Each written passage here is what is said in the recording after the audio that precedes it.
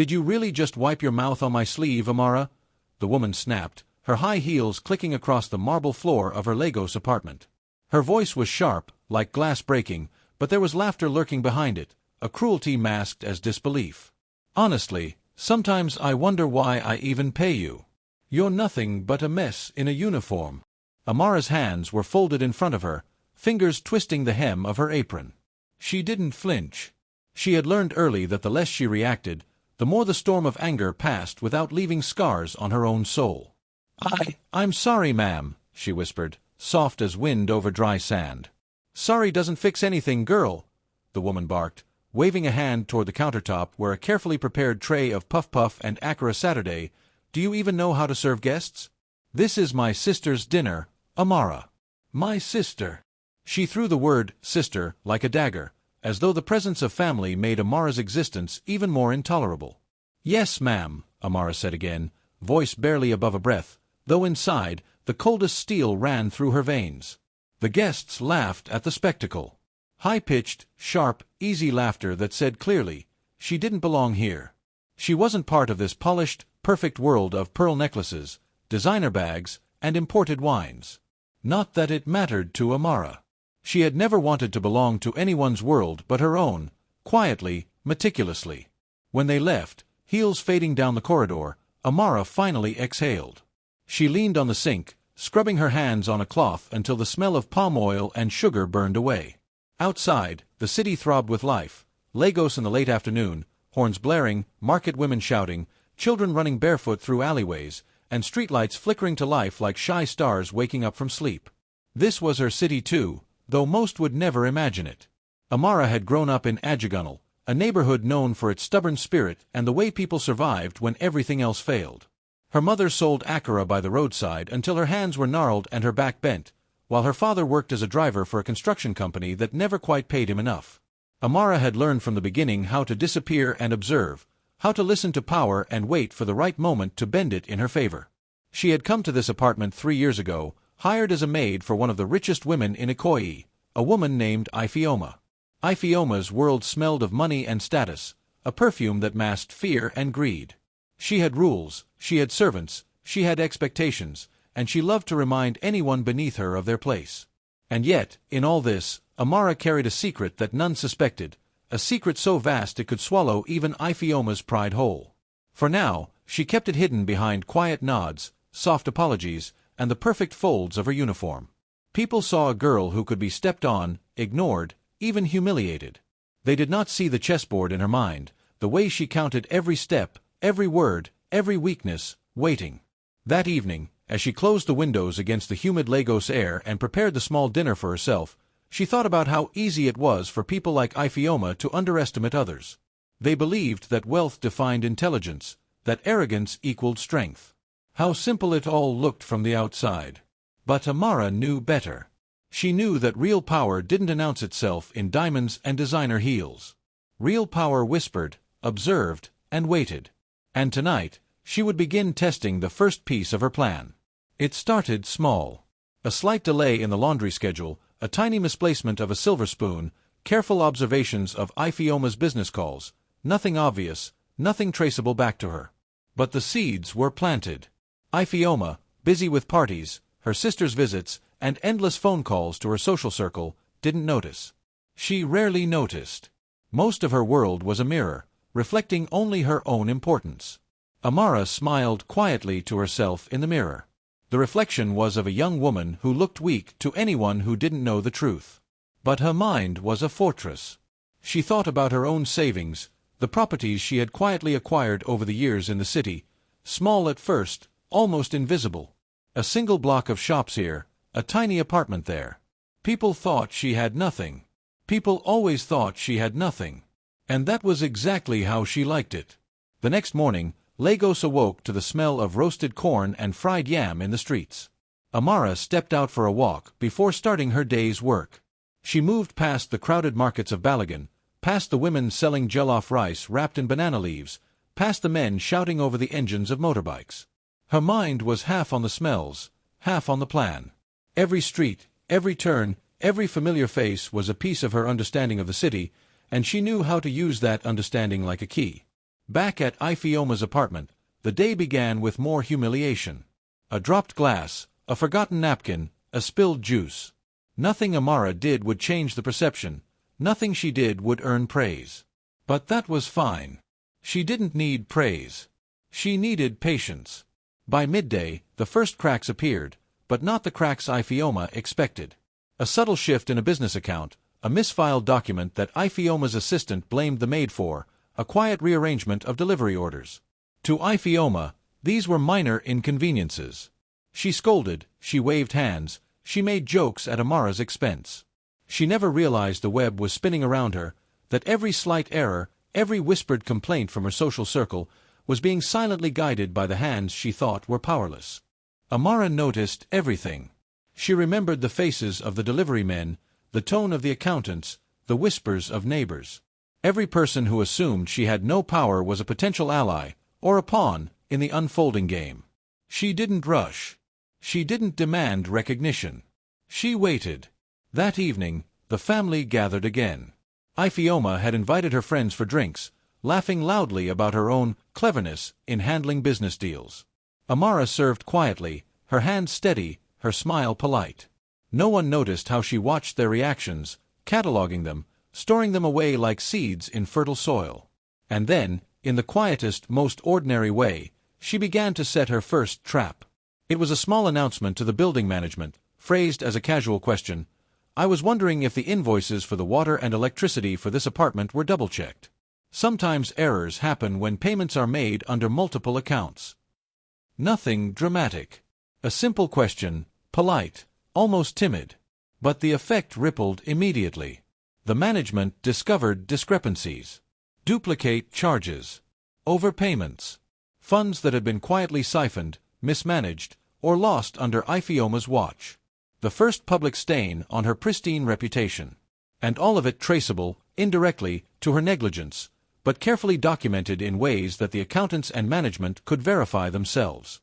Ifeoma's face, normally so composed, paled when the first letter arrived, a formal notice from the building management.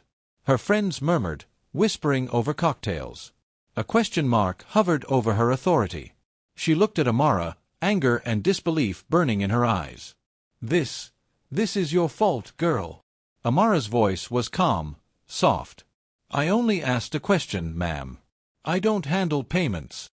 The words were simple, but the look in her eyes, a quiet, unyielding certainty, was enough to make even the loudest socialite pause. By the end of the week, Ifeoma's friends were gossiping, management was scrutinizing every expense, and whispers of incompetence followed her wherever she went. And still, Amara remained a ghost in the apartment, quiet and smiling, folding laundry, preparing meals, collecting dishes. No one suspected that the very girl they mocked as powerless had begun to unravel the threads of one of the wealthiest women in the city, one careful step at a time. At night, Amara returned to her own modest apartment, a small flat in Surreylir with peeling paint and a creaky balcony. But it belonged to her, truly, entirely, and she had deeds, investments, and accounts that even Ifeoma's lawyers would not touch without scrutiny. She ate her dinner in silence, the flickering light of a single bulb casting shadows across the walls, imagining the days to come. She remembered her mother's words, people will always see what they want to see. Only you know the truth. Only you hold your power. And Amara held hers tightly, letting it grow quietly, invisibly, like the roots of a tree beneath the soil. By the weekend, the city had begun to notice a subtle shift. Ifeoma was tense in her gatherings, apologetic when she could not explain the discrepancies, frustrated when her friends asked about her finances. She accused the wrong people. She blamed the wrong accounts. And in all of it, Amara remained the calm observer, the unremarkable maid who could pour tea with a serene smile while her world began to collapse around her. At that moment, she knew, her revenge was not in anger, not in confrontation, not in loud declarations. It was in patience, observation, strategy. And when the time came, the unveiling would be complete, brilliant, and devastating, not with a scream but with a quiet certainty that justice had been done. And it would be tomorrow, when Ifeoma would finally see the truth, and the girl she humiliated every day would be the one who owned everything. Amara washed the last dish, placing it carefully on the rack.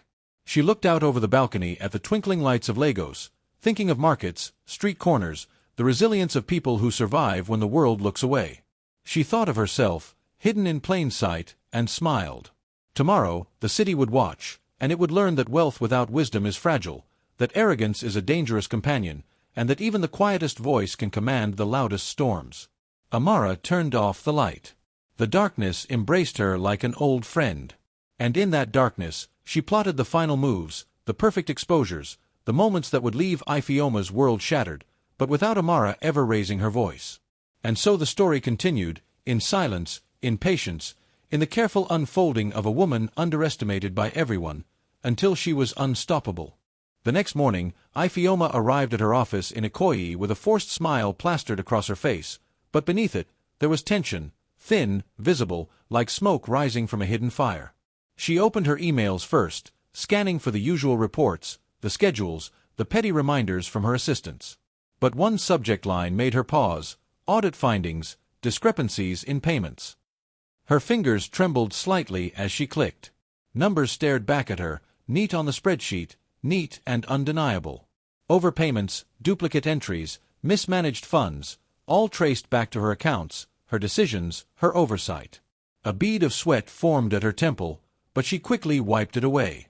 No one else could see weakness. She thought of her friends, her sister, her neighbors in the glossy high-rise towers. They expected perfection. Perfection was a mask she had worn for decades. And now, cracks were showing. "Amara!" she shouted into the apartment later that day. The voice carried through the marble corridors like a whip, demanding attention. "Come here. Now." Amara entered calmly, folding a cloth neatly over her arm. Her posture betrayed nothing, her face the same soft expression it had worn for years. Ifeoma studied her, searching for a tremor, a hint of guilt, a sign of fear. There was nothing. "This is ridiculous," Ifeoma began, fumbling with her words. "Do you understand what these numbers mean? How could this happen under your watch?" Amara's hands remained folded. "Ma'am, I don't handle payments. I only serve." Her voice was low, unwavering. Ifeoma's face twisted with disbelief, but there was also a glimmer of fear now, because she could see, just a fraction, that the girl she had humiliated countless times had a control she did not understand. Throughout the week, more cracks appeared. Lawyers, accountants, and even the building management came knocking, sending formal notices, letters, and inquiries. Ifeoma scrambled, calling her assistants, shouting into phones, arranging meetings. She was everywhere at once, but she could not undo the chain reaction that Amara had begun. And yet, Amara remained invisible, silent.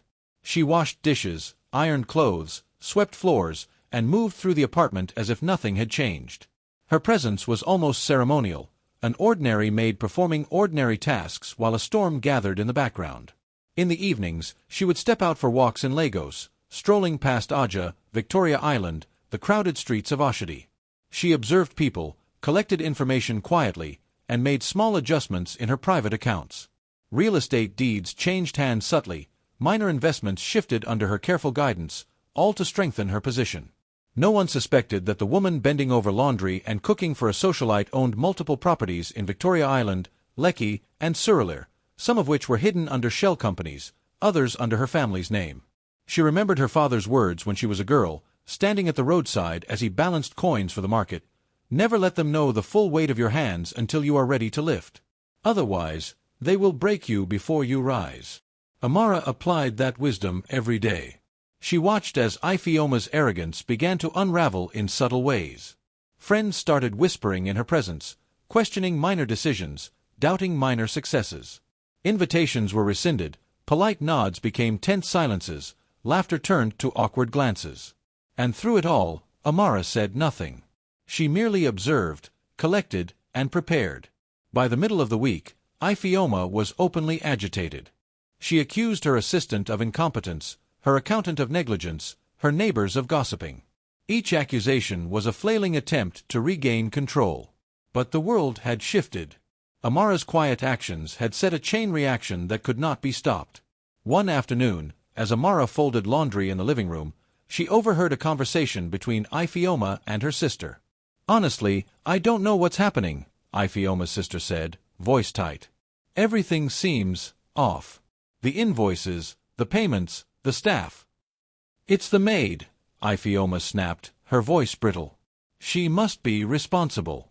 I can't believe I didn't see it before.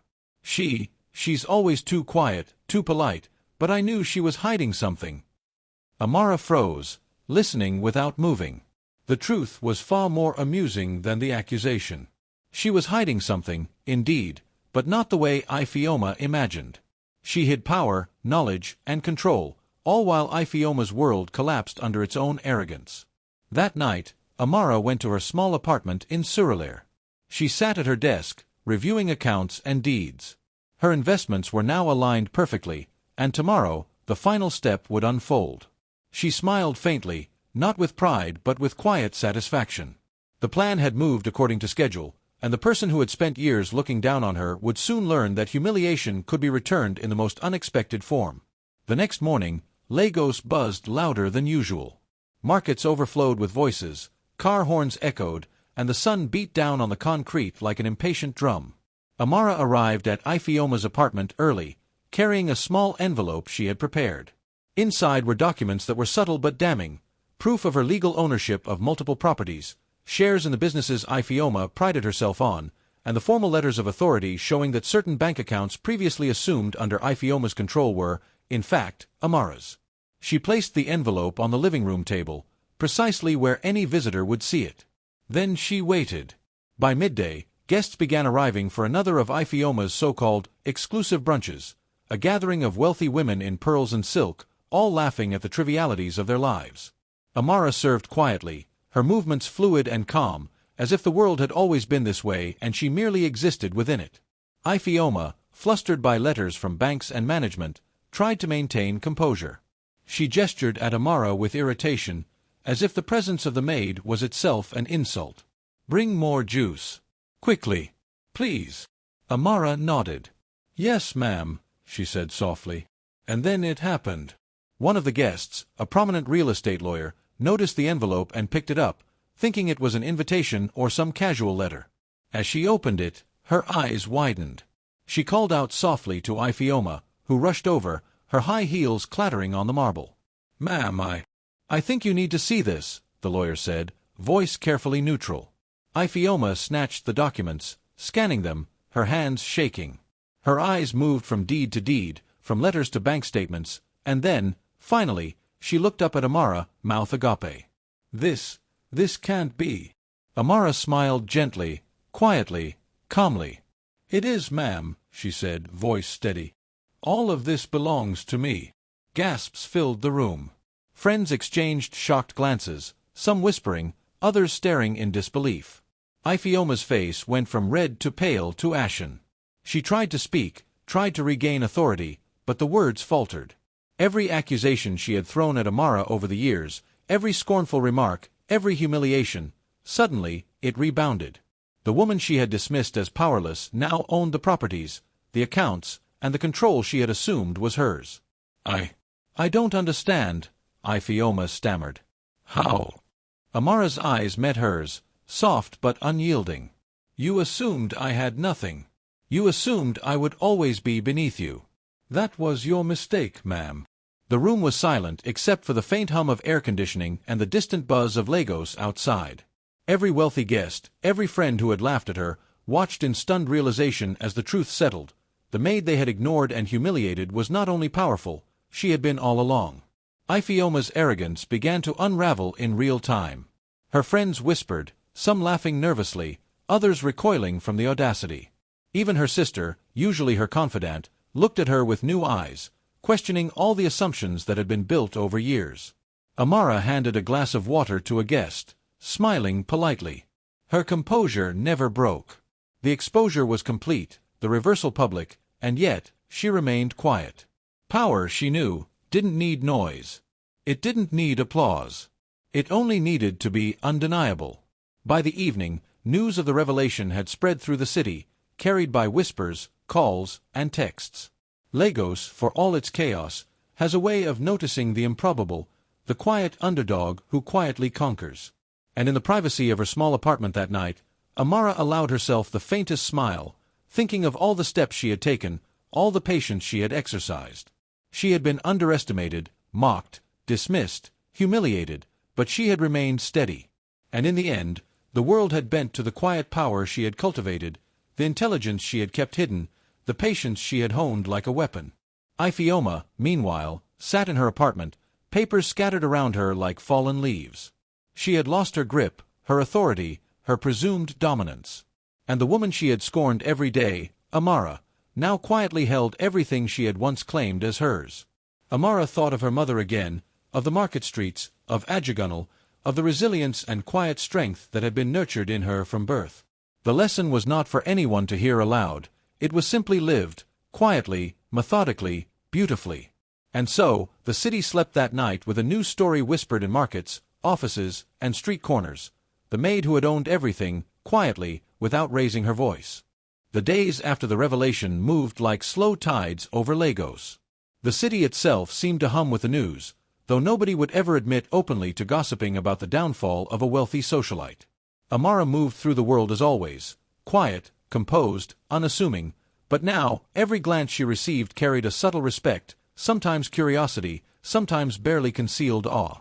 Iphioma, on the other hand, existed in a haze of disbelief and fury. She had spent years building a carefully polished life, a facade of perfection, only to have it crumble without warning, without violence, without a single raised voice from the very person she had scorned. She prowled her apartment, checking bank accounts, flipping through deeds, trying to find a mistake in Amara's documentation. There was none. Every signature, every certificate, every deed was authentic. The realization sank in slowly, like a stone dropped into a deep, still pond. She had been completely outmaneuvered. Her friends, once loyal and admiring, now treated her with tentative distance. Invitations that had been casually extended before were rescinded. People whispered about her mismanagement, her inability to control her own household, her blindness to the cunning of someone she considered beneath her. And through it all, Amara continued to move quietly in the background. She prepared meals, cleaned floors, ironed clothes, and smiled politely while the world around her struggled to regain balance. One afternoon, Amara walked to the Lekki market to purchase ingredients for a weekend meal. She weaved through crowded stalls, the calls of sellers blending with the rhythmic pounding of the sun on tin roofs. She paused at a stall selling smoked fish, examining the stock with the meticulous eye of someone who appreciated quality. "How fresh is this?" she asked. "Fresh this morning, ma'am," the vendor said quickly, bowing slightly. "You have the best taste in fish. Everyone talks about it in the neighborhood." Amara smiled politely, selecting 2 whole smoked tilapia and tucking them carefully into her basket. She didn't need to advertise her influence. Her presence alone carried weight in the market. People knew her as more than a maid now. They didn't know the full extent of her holdings, but they felt it, the calm, assured aura that radiated from her, even in simple clothes and a modest headscarf. When she returned to Iphioma's apartment, the tension inside had reached a fever pitch. Iphioma's sister arrived unannounced, carrying a look of concern that bordered on pity. "Iphioma, you need to step back," she said softly. "Maybe this situation is bigger than you thought." Iphioma's hands trembled as she poured herself a glass of water. "Step back," she repeated, voice brittle. "This is my life. My reputation. Everything I've built, and she just walks around as if it's hers." Amara entered the room quietly, basket in hand. "It is mine, ma'am," she said simply, placing the fish on the countertop. She spoke softly, without accusation, without triumph. The calmness in her voice was sharper than any blade. "I acquired it. I own it. And I did not need anyone to notice until the time was right." Iphioma's sister gasped, the words catching in her throat. The truth was undeniable, and it stung like fire. The woman they had assumed powerless had orchestrated everything without a single misstep. Over the next few days, the social circles that Iphioma had relied upon began to shift subtly. Invitations, favors, partnerships, every network she had built to maintain dominance, started to unravel. Business associates who once sought her approval now approached Amara with offers, some cautious, some bold. The power dynamics of wealth, which had once seemed so clear, were flipped entirely. Amara observed all of it without comment. She did not celebrate. She did not announce her victory. She simply watched, learning, absorbing, and adjusting where needed. Every gesture, every movement, every word of hers was deliberate, measured. She had never needed to yell, to fight, or to threaten. All she had needed was patience and strategy. One evening, as Lagos's heat began to give way to a cooler breeze, Ifeoma's frustration boiled over. She confronted Amara directly in the kitchen, voice low and trembling with anger. You tricked me. You planned all this, didn't you? Amara set down the chopping knife, hands still, voice calm. I planned nothing for you, ma'am. I only acted for myself. The rest was merely observed and allowed to unfold. Ifeoma's face contorted. How dare you speak to me this way? After everything I've done for this household, for you. Amara shook her head slightly, almost apologetically. You did what you always did, ma'am. You assumed your power made you safe, and you assumed my silence meant weakness. You were wrong. It was a subtle revelation, delivered without rage, without malice, yet it cut deeper than any shouted accusation could have. Ifeoma's own arrogance had been her undoing, and Amara's calm intelligence was now the force exposing it fully. The days turned into weeks. Amara's influence quietly spread beyond the apartment walls. She negotiated quietly with vendors, invested in new properties, and expanded her holdings in ways that were invisible to most people. Yet, within Ifeoma's apartment, the psychological shift was complete. Ifeoma no longer commanded the respect she once took for granted. Friends, staff, and even her own sister now measured their words, watching every interaction carefully, wary of the woman they had once dismissed. One evening, Amara prepared a traditional meal, jollof rice, peppered goat meat, and fried plantains. She served it with quiet grace to Ifeoma and her sister. The silence at the table was heavy, thick with tension. For once, Ifeoma did not scold, did not critique, did not command. She simply ate, chewing slowly, eyes downcast, aware that she was seated in the presence of someone who now held more power than she could even imagine. After the meal, Amara cleared the dishes efficiently, moving through the apartment with the same composure she had always maintained. She paused briefly on the balcony, looking out over the city's lights, and thought about the paths people take when they believe power belongs to them alone. She thought about Lagos, about Ajagunal, about the lessons of patience, observation, and quiet intelligence that had been instilled in her since childhood. And then, quietly, she began to prepare the final exposure. She had gathered every document, every letter, every deed needed to reveal the full scope of her ownership to the public, and she would do it without a single shout, without drama, without anger. The city would witness it. The social elite would witness it. Ifeoma herself would witness it. And it would be undeniable. The next morning, she invited the same group of socialites, neighbors, and business contacts for tea. She wore simple clothes, her hair tied back, her demeanor calm and gentle. Yet the envelope she placed on the table contained everything, evidence of her control over properties, bank accounts, and investments that everyone, including Ifeoma, had assumed were beyond her reach. Guests began to read, and their reactions were immediate.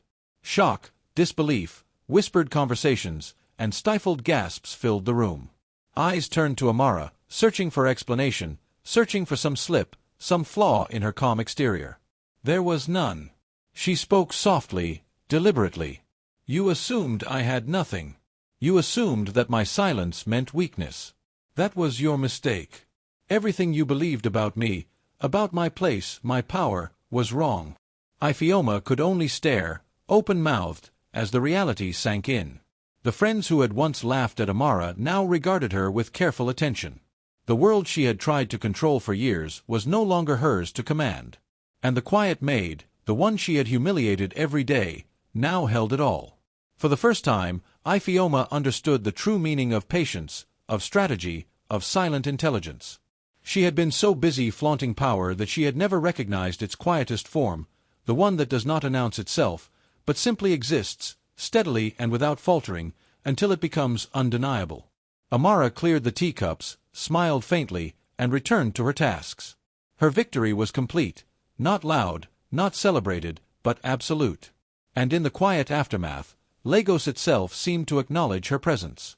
Markets whispered her name, vendors bowed slightly when she passed, neighbors looked to her with a new kind of respect. She had moved through the world unnoticed, underestimated, invisible, and now she was unstoppable. The lesson was clear, though unspoken.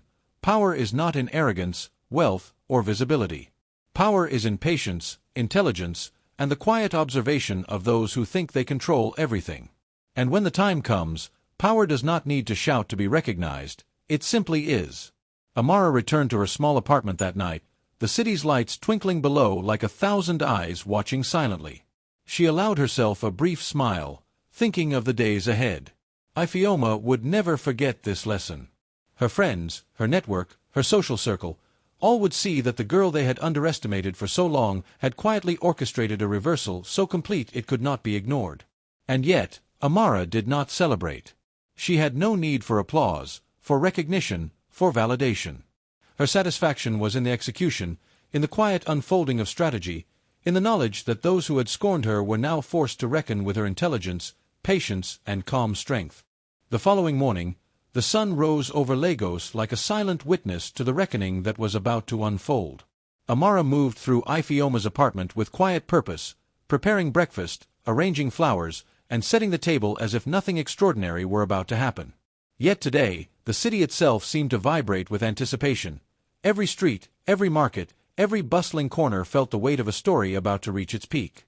Iphioma arrived first, her face pale and strained, her eyes darting toward Amara with a mixture of disbelief and fear. She had spent the night obsessing over deeds, accounts, and property documents, trying in vain to find some flaw, some loophole, some reason this girl could not possibly hold the power she claimed. But there was none. Every single document, every title, every bank record was unassailable. The truth could not be denied. Amara placed a small envelope in the center of the table. Her hands were steady. Her voice was calm, unassuming. "I thought it best that everyone sees the truth together, ma'am. No confusion, no misunderstanding." Iphioma's mouth opened, then closed. This is a mistake," she whispered, though her tone betrayed her. She could see the calm certainty in Amara's eyes, a certainty that would not be shaken. By the time the guests began to arrive, friends, colleagues, and acquaintances from Lagos's high society, the tension in the air was palpable. Everyone knew something was happening. The whispers had already spread.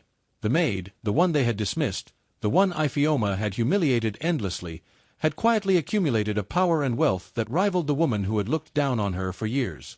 Amara welcomed them with a gentle smile, offering tea, arranging pastries, maintaining her composed demeanor. The envelope remained on the table, unassuming, like a small pebble that would trigger an avalanche. The first guest to open it was a business associate, a man with sharp eyes and a meticulous mind. As he scanned the documents, his brow furrowed. These are real," he said softly, barely audible over the clinking of cups. He looked up, seeking confirmation. "This all belongs to you?" Amara nodded, voice soft. "Yes." Gasps rippled through the room. Some guests laughed nervously, unsure how to respond. Others froze, staring at her in disbelief. Iphioma's face went through every shade between red and ashen, a silent witness to the collapse of her carefully constructed world. Iphioma tried to speak, but her voice faltered. This can't be. You're just a maid," Amara interrupted gently, her calm gaze steady. "Yes, ma'am. And you assumed that meant I had nothing. That I would always remain beneath you. That was your mistake." Silence fell over the room, thick and heavy. Amara's words were quiet, but they carried the weight of inevitability.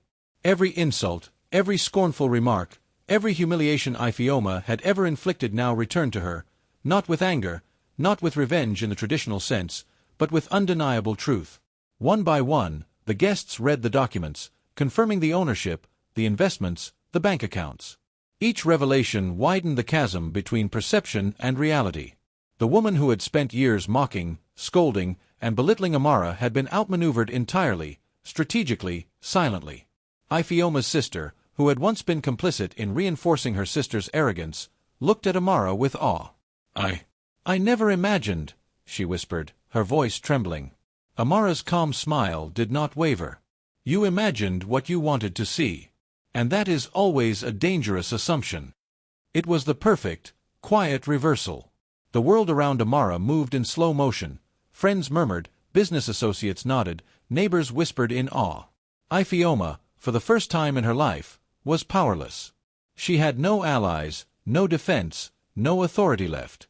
And the woman she had considered insignificant stood before her, serene, composed, victorious. The climax came when one of the city's most prominent real estate lawyers, invited as a casual guest, spoke up. "Ma'am," he said, addressing Amara directly, "these documents are impeccable. You have more holdings in Lagos than most of our clients. And the way you've managed to keep them hidden, it's genius." A ripple of murmured agreement passed through the room. Ifeoma's face was now an open map of disbelief, frustration, and shame.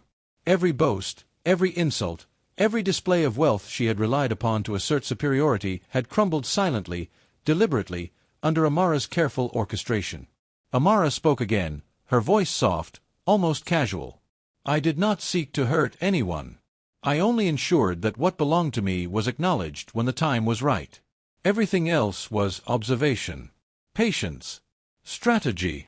The guests were stunned into silence. Even the socialites who had once considered themselves untouchable recognized the subtle, devastating brilliance of what had just occurred. Amara's victory was not loud, not theatrical, it was complete, precise, undeniable. Ifeoma sank into a chair, utterly defeated. Her voice, when it came, was almost inaudible. You've destroyed everything I thought I controlled." Amara knelt slightly to clear a cup, her calm demeanor unbroken. "I did not destroy anything, ma'am. I merely allowed the truth to surface. And the truth is often more powerful than any display of anger, wealth, or influence." The rest of the day passed in a strange, surreal quiet. Guests departed slowly, whispering to one another, shaking their heads in disbelief, sharing the story they would carry into their own social circles.